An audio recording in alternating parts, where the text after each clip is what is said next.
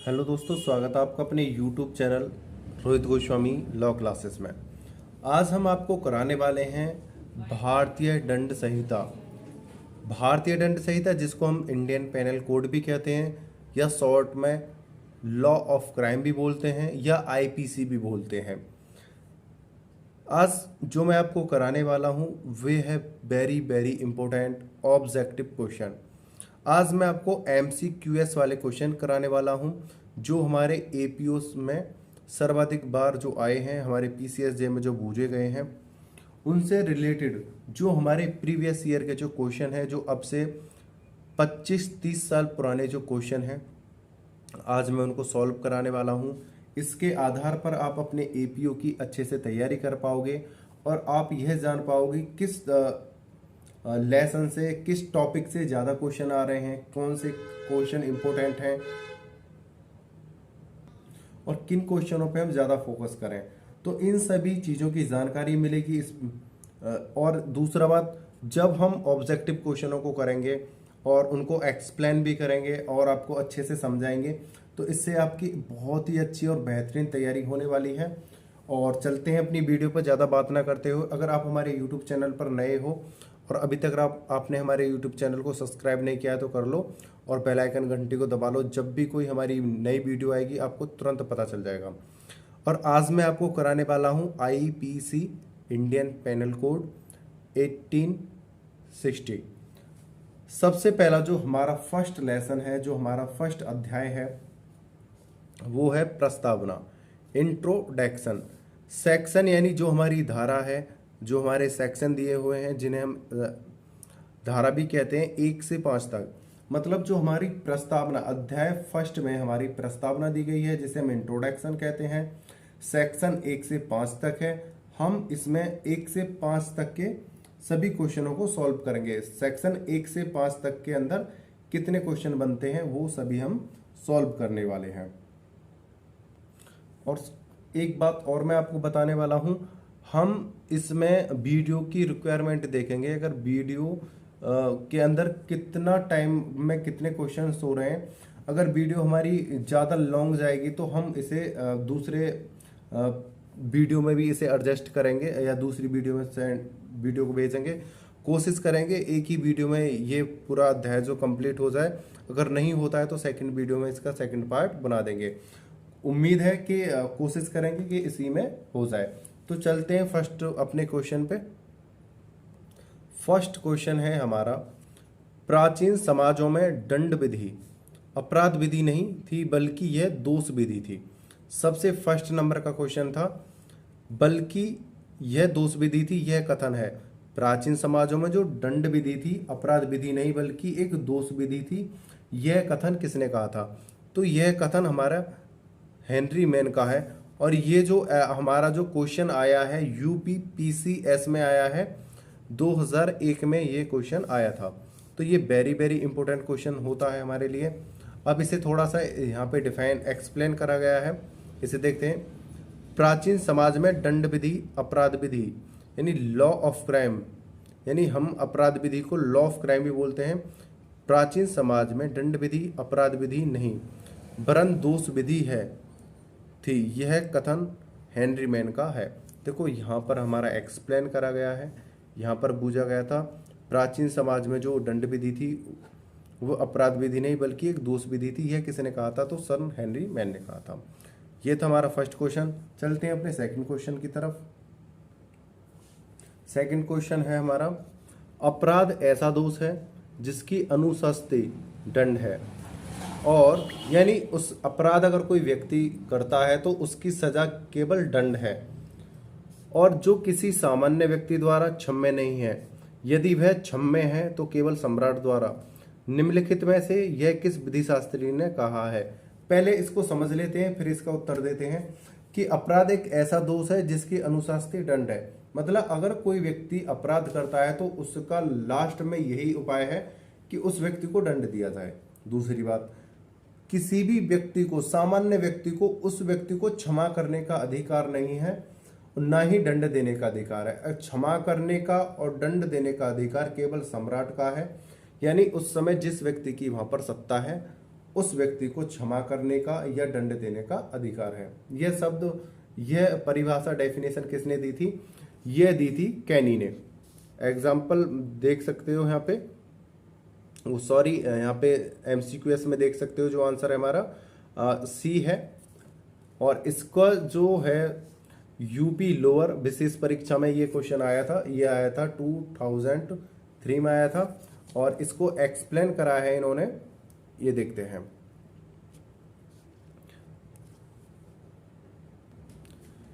कैनी ने अपनी पुस्तक आउटलाइंस ऑफ क्रिमिनल्स लॉ, यानी जो कैनी की एक अपनी ही पुस्तक थी आउटलाइंस ऑफ क्रिमिनल लॉ, जो संस्करण था 11वां संस्करण था 1922 में, पृष्ठ 8 पर लिखा हुआ है ये। पर अपराध को निम्न प्रकार से परिभाषित किया। अपराध एक ऐसा दोष है जिसमें अनुशस्ति दंडात्मक प्रकृति की होती है, जो किसी सामान्य व्यक्ति द्वारा क्षम्य नहीं है, यदि क्षम्य है तो केवल सम्राट द्वारा। इसमें इन्होंने अपनी एक पुस्तक थी, कैनी की एक पुस्तक थी आउटलाइंस ऑफ क्रिमिनल लॉ, इन्होंने उसमें लिखा है पृष्ठ 8 पर कि अगर कोई अपराध किसी व्यक्ति द्वारा करा गया है तो उसको दंड दिया जाना ही है, उसे क्षमा करा नहीं जा सकता।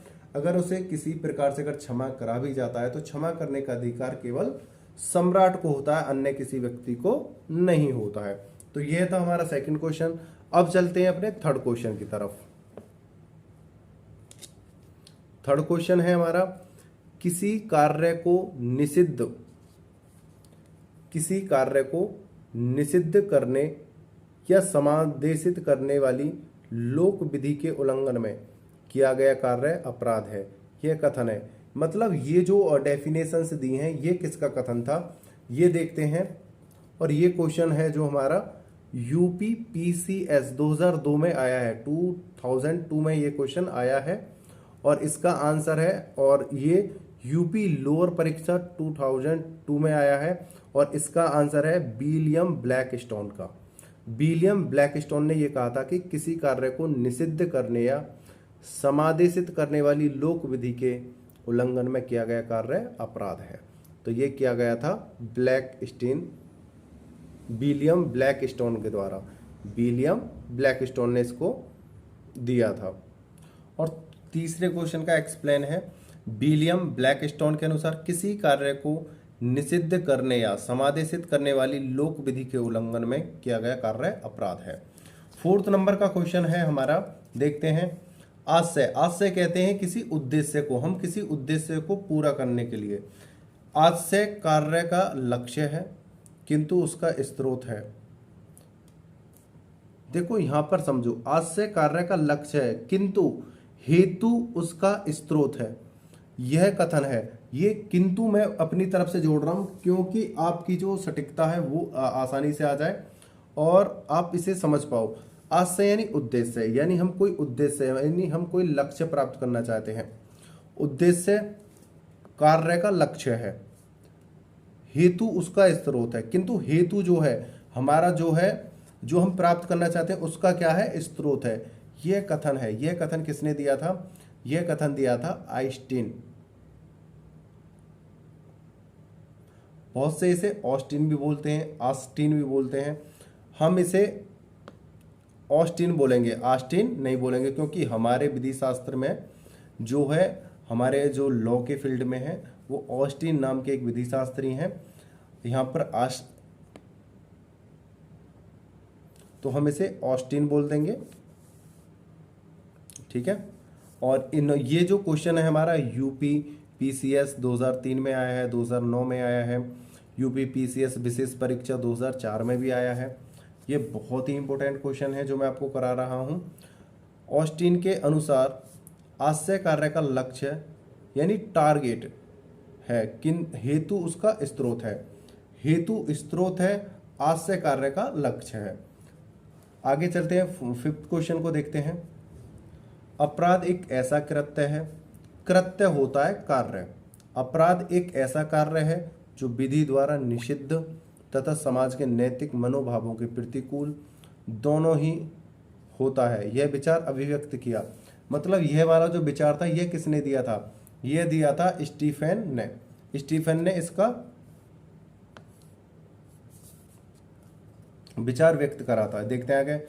स्टीफेन के अनुसार अपराध एक ऐसा कृत्य है जो विधि द्वारा निषिद्ध तथा समाज के नैतिक मनोभावों के प्रतिकूल दोनों ही होता है। आगे चलते हैं, 6 नंबर का क्वेश्चन देखते हैं। एक अपकार जिसमें पैरवी शासन या उसके अधीनस्थ व्यक्तियों द्वारा की जाती है अपराध है। यह कथन है। एक अपकार जिसमें पैरवी शासन या उसके अधीनस्थ व्यक्तियों द्वारा की जाती है अपराध है। यह कथन है ऑस्टिन का। किसका है? ऑस्टिन का। और ये यूपीपीसीएस 2010 में आया था। और इसे देखते हैं थोड़ा सा। उपरोक्त कथन ऑस्टिन का है। उन्होंने अपराध की परिभाषा इस रूप में दी है। ऑस्टिन के अनुसार आपराधिक प्रकरणों में प्रक्रियाएं प्रभुता संपन्न या उसके अधीनस्थ व्यक्तियों द्वारा ही शुरू की जाती है। देखो हिंदी है, बोलते बोलते जो हमारी टंग होती है, जो हमारी जीभ होती है, थोड़ा लड़खड़ा जाती है। आप ये मत सोचना कि मैं तोतला हूँ या मतलब मैं मुझ पर पढ़ना नहीं आ पा रहा है। बोलते बोलते थोड़ा ना रिदम सा थोड़ा इधर उधर हो जाता है, तो उसको कंप्रोमाइज करना मेरे साथ आप, है ना। जो चीज़ मैं बता रहा हूँ आप उस पर ज़्यादा फोकस करना, ना कि मेरी इन छोटी छोटी गलतियों पे, ठीक है। तो ये जो है प्रभुता संपन्न है या उसके अधीनस्थ व्यक्तियों द्वारा ही शुरू की जाती है। यह दिया था ऑस्टिन का कथन था, इसे देख चुके हैं। अब चलते हैं हम नेक्स्ट 7th क्वेश्चन पे। आपराधिक विधि के प्रति कृत्यात्मक दृष्टिकोण को उजागर किया है। मतलब जो आपराधिक विधि के प्रति क्रियात्मक दृष्टिकोण जो है उसको किसने उजागर किया है? तो इसका जो सही आंसर है वो है इंग्लैंड की बुलफेंडेन समिति ने। तो ये क्वेश्चन जो है यूपीपीसीएस 1995 में आया था और ये बहुत ही इंपॉर्टेंट क्वेश्चनों में से एक है।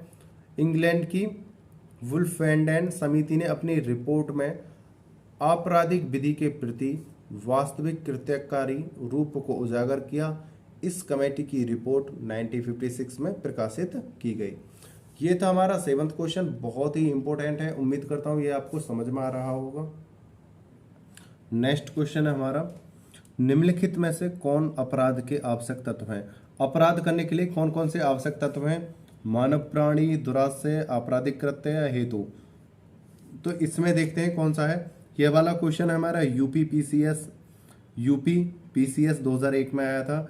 यूपी लोअर परीक्षा 2003 में आया था। और इसका जो ऑप्शन है वो है सही सी। ये वाला सही है, सी वाला। इसमें जो है 1, 2, 3 यानी 1, 2 एंड 3 मानव प्राणी, दुराशय, आपराधिक कृत्य तीनों ही होने चाहिए। किसके लिए? अपराध के आवश्यक तत्व। अपराध को करने के लिए ये 3 तत्व होने आवश्यक हैं। आगे देखते हैं अपने नेक्स्ट क्वेश्चन को।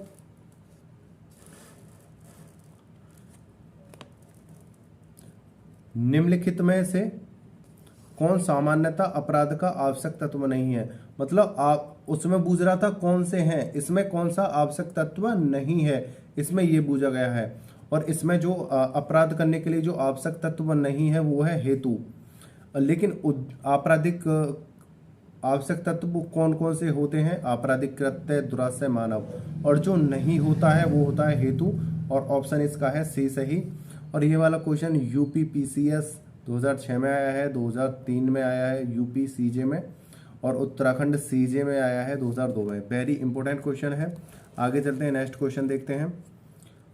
अपराध का निम्न में से कौन सा एक आवश्यक तत्व नहीं है? अपराध का इनमें से कौन सा एक आवश्यक तत्व नहीं है? सबसे पहला दे रखा है प्रयोजन यानी उद्देश्य, दूसरा दे रखा है दुराशय, और आगे देखते हैं तीसरा दे रखा है मनुष्य, और चौथा है कार्य। तो जो हमारा राइट जो ऑप्शन है वो है ए, यानी जो मनुष्य, दूसरा है दुराशय, तीसरा है कार्य। ये जो है इनमें से मनुष्य जो है हमारा जो ऑप्शन जो राइट था, मनुष्य, दुराशय और कार्य, ये 3 तो हैं रॉन्ग। और जो जबकि जो हमारा जो राइट क्वेश्चन आंसर है वो है ये वाला। ये देखते हैं, अपराध का निम्न में से कौन सा एक आवश्यक तत्व है? तो ये है प्रयोजन यानी उद्देश्य। और जो रॉन्ग है वो है हमारे ये वाले, मनुष्य, दुराशय तथा कार्य अपराध के आवश्यक तत्व हैं, जबकि प्रयोजन अपराध का आवश्यक तत्व नहीं है। तो ये था, ये क्वेश्चन आया था हमारा यूपी एपीओ 2001 में। तो वेरी इंपॉर्टेंट क्वेश्चन है। आगे चलते हैं, नेक्स्ट क्वेश्चन पे देखते हैं। निम्नलिखित में से कौन सामान्यतः अपराध का तत्व है? आप अपराध करने का सबसे उत्तम तत्व कौन सा है? तो वो देखते हैं, दुराशय, हेतु, चेष्टा या इच्छा। तो इसमें दे रखा है दुराशय, आवश्यक तत्व है दुराशय। यहां पे थोड़ा सा एक्सप्लेन कर दें, इससे थोड़ा समझ में आ जाएगा आपके। निम्नलिखित में से केवल दुराशय ही अपराध का आवश्यक तत्व है, जबकि हेतु, चेष्टा तथा इच्छा अपराध का आवश्यक तत्व नहीं है। आगे चलते हैं नेक्स्ट क्वेश्चन पे। अपराध के आवश्यक तत्व हैं हेतु, आशय तथा कृत्य, हेतु, आशय तथा ज्ञान, आशय एवं कृत्य, ज्ञान, आशय, कार्य। ये एमपीएपीओ 2019 में आया था। तो ये इसका जो आंसर सही है, अपराध के आवश्यक तत्व हैं, अपराध के जो क्राइम के जो आवश्यक तत्व हैं वो हैं आशय एवं कृत्य। तो ऑप्शन हमारा है सी इसमें राइट। 14 क्वेश्चन देखते हैं। निम्नलिखित में से किस अपराध के लिए आशय आवश्यक नहीं है? मतलब किस अपराध को करने के लिए आशय यानी उद्देश्य आवश्यक नहीं है? तो इसमें ऑप्शन दे रखे हैं, अपराध कारित करने का प्रस्ताव, खाद का अपमिश्रण, द्विपत्नीकरण, डकैती। तो इसमें जो राइट ऑप्शन है, ये क्वेश्चन आया है हमारा एमपीएपीओ 2019 में। तो इसका जो राइट आंसर है वो है खाद का अपमिश्रण। निम्नलिखित में से खाद के अपमिश्रण के मामले में आशय यानी सदोष मस्तिष्क आवश्यक नहीं है। आगे चलते हैं, नेक्स्ट क्वेश्चन देखते हैं। निम्नलिखित में से अपराध के लिए क्या आवश्यक नहीं है? अपराध करने के लिए क्या आवश्यक नहीं है? आशय, उद्देश्य, वर्जित कार्य, कार्य के लिए दंड। तो इसमें जो बिल्कुल जो है आवश्यक नहीं है वो है उद्देश्य। किसी अपराध के लिए क्या आवश्यक नहीं है? वो उद्देश्य जरूरी नहीं है कि उद्देश्य हो तभी अपराध होगा। तो यह वाला जो ऑब्जेक्टिव क्वेश्चन है ये एमपीएपीओ 2002 में आया है, उत्तराखंड सीजे में आया है। आप इनसे अंदाजा लगा सकते हो कि किस प्रकार के क्वेश्चन आते हैं और कौन कौन से क्वेश्चन ज्यादा इंपॉर्टेंट है। नेक्स्ट क्वेश्चन देखते हैं। निम्नलिखित में से कौन सा अपूर्ण अपराध है? लोक न्यूसेंस, आपराधिक प्रत्यय, विधि विरुद्ध जमाव या बलवा। उत्तराखंड सीजे 2005 में आया था और इसका राइट आंसर है आपराधिक प्रत्यय। अपूर्ण अपराध है, अपूर्ण अपराध उसे कहते हैं जो पूर्ण रूप से अपराध नहीं है। ये कौन सा है ऑप्शन? आपराधिक प्रत्यय, यानी आंसर दे रखा है बी। तो हमारा ये वाला बी राइट है। तो आगे चलते हैं, इसे देखते हैं, थोड़ा समझते हैं। निम्नलिखित में से कौन न्यूसेंस, विधि विरुद्ध जमाव तथा बलवा पूर्ण अपराध है, जबकि आपराधिक प्रत्यय अपूर्ण अपराध है? क्योंकि इसमें यह निश्चित नहीं रहता है कि अपराध पूर्ण होगा या नहीं। आगे नेक्स्ट क्वेश्चन पे चलते हैं। गलत उत्तर बताइए। अपराध के निम्नलिखित आवश्यक तत्व हैं। मतलब एक इसमें गलत है, उस गलत को आपको बताना है कौन सा इसमें से गलत है, गलत उत्तर को छांटना है। अपराध के निम्नलिखित आवश्यक तत्व हैं ऐच्छिक कार्य, ऐच्छिक या अनैच्छिक कार्य, दोषपूर्ण कार्य, कार्य में लोप भी सम्मिलित होता है। यह वाला क्वेश्चन आया था यूपीपीसीएस 2002 में आया था और इसका जो सही आंसर है वो है उत्तर बी, यानी ऐच्छिक या अनैच्छिक कार्य। अपराध के निम्नलिखित आवश्यक तत्व हैं ऐच्छिक या अनैच्छिक कार्य। तो इसे देखते हैं थोड़ा। अपराध के आवश्यक तत्व में ऐच्छिक कार्य, दोषपूर्ण, आशय तथा कार्य में लोप भी सम्मिलित हो सकता है, परंतु यह आवश्यक नहीं है कि इसमें ऐच्छिक या अनैच्छिक कार्य शामिल हो। तो यह था हमारा 16 क्वेश्चन। अब चलते हैं 17 क्वेश्चन पे और समझते हैं अच्छे से। सूत्र नलम क्रीमेन सिने लेगे नल्ला पोइना सिने लेगे से निम्न में से क्या अभिप्रेत नहीं है? ये एक सूत्र है नलम क्रीमेन सिने लेगे, नल्ला पोइना सिने लेगे से निम्नलिखित में से क्या अभिप्रेत नहीं है।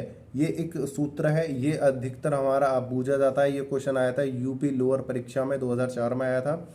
तो इसका जो ऑप्शन है वो है विधि की अनधिमान्यता, नॉन एसेसिबिलिटी, नॉन एसेसिबिलिटी। तो इसका जो राइट आंसर है ये है, इसे आप रट लेना, नलम क्रीमेन सिने लेगे, नल्ला पोइना सिने लेगे। निम्नलिखित में से कौन सा अभिप्रेत नहीं है। जो अभिप्रेत है वो है डांटिक विधि का भूतलक्षी प्रभाव से लागू ना होना, ये इसमें है। डांटिक विधि की कठोर व्याख्या की जानी चाहिए, ये है। विधि में निश्चितता, ये है। और विधि की अंधी मान्यता, अनिधि मान्यता, नॉन एसेसिबिलिटी, ये जो इसमें नहीं है। ठीक है, तो ये था 17 क्वेश्चन। उम्मीद करता हूँ ये क्वेश्चन आपको समझ में आ रहे होंगे। अब चलते हैं 18 क्वेश्चन की तरफ। देखते हैं 18 क्वेश्चन अपना। निम्नलिखित में से सही कथन को इंगित कीजिए। जो सही कथन है उसको बताइए। अपराध अनिवार्यता एक अनैतिक कार्य है। अपराध एक अवैधानिक कृत्य है। अपराध अनिवार्यता एक समाज विरोधी कृत्य है। अनिवार्यत एक समाज विरोधी कृत्य है।